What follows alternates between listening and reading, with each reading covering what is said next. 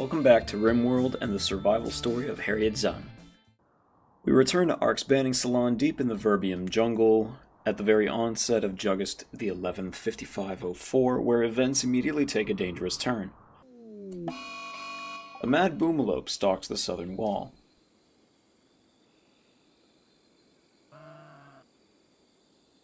By sunrise, it has discovered the entrance into the base and how to speed run into oblivion.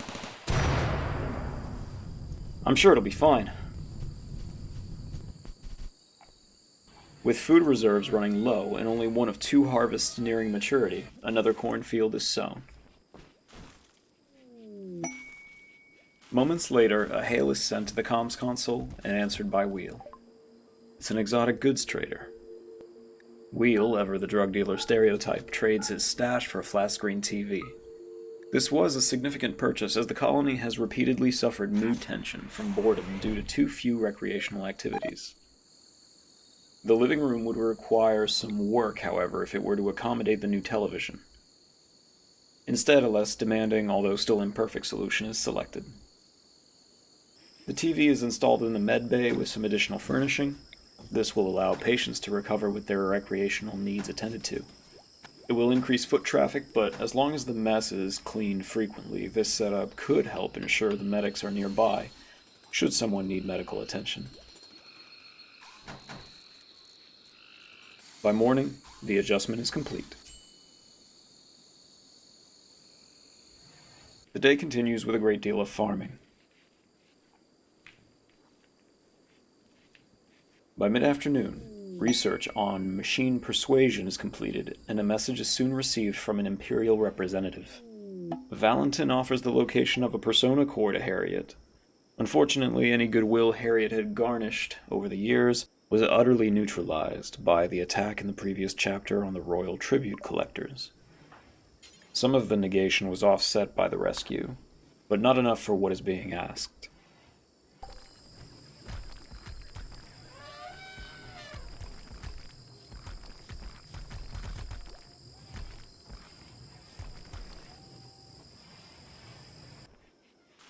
At 13 hours on Juggist 13th, a couple more cargo pods fall through the atmosphere. 43 units of uranium tumble out onto the mossy ground. As the sun rises on the 14th, a much-needed harvest is underway, and the freezer is stocked. This joyous occasion is sullied by Gutworm. Crunchy, Slag, Wheel, and Crazy all have it.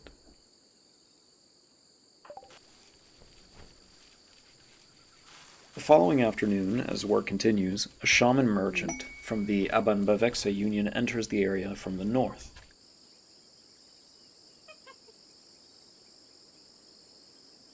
Wheel sells off a significant portion of the heel root surplus for a profit.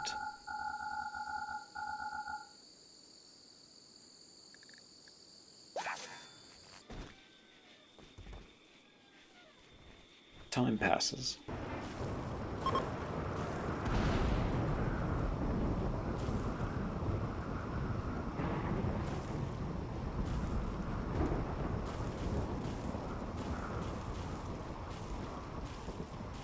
We fast forward to the end of the 15th, where Crunchy throws a tantrum, breaking everything in reach.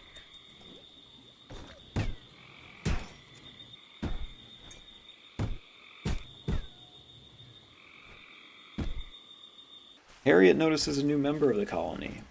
Mackie successfully birthed a newborn calf. Perhaps the elephant lineage of Pixie's dynasty will persist after all, even if the matriarch is often confused due to dementia.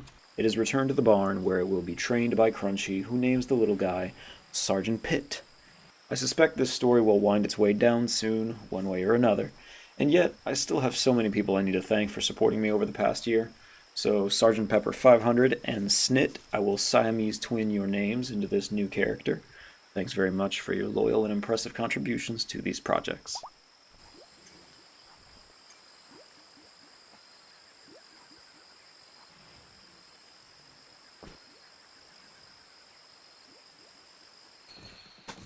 As the 1st of September comes to a close, Harriet and her compatriots reinforce the security bay with a forward line of turrets.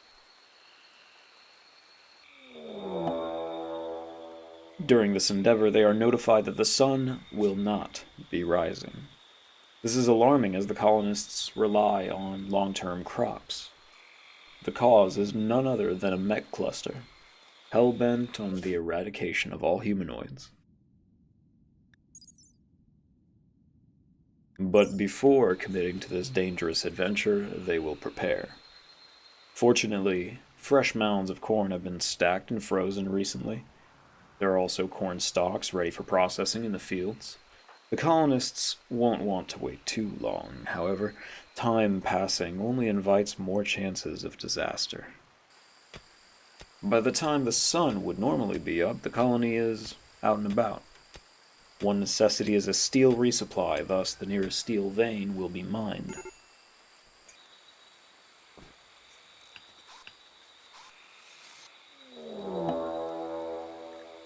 Harriet's been betrayed. The kinship of Krika appear to have used the peace talks in order to get Ark's banning salon to drop its guard. The sneaky bastards were also one step ahead, predicting that Harriet's defenses would be improved. They use a sapper to break through the southern entrance.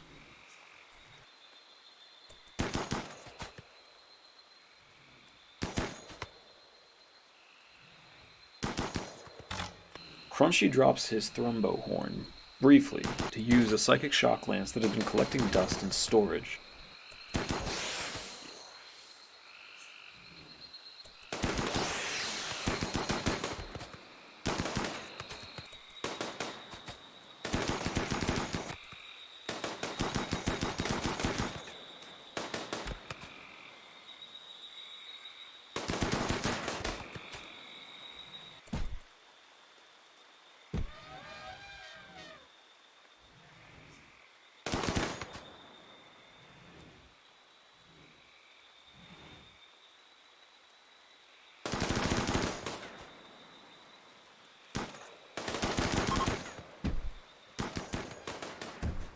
The colony defends itself near flawlessly.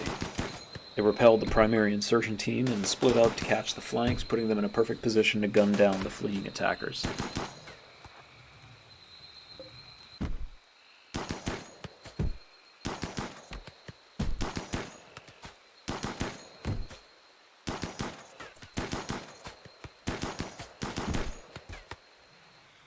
The breach in the wall is secured, and the last surviving attackers are shown no mercy for their betrayal. And on this note, we end another chapter. Thank you for watching. If you'd like to support this project and others to follow, please visit the video description for relevant links, including my live stream. Like, sub, ring the bell, and as always, I hope you are safe, healthy, and fulfilled. I will see you on the next one.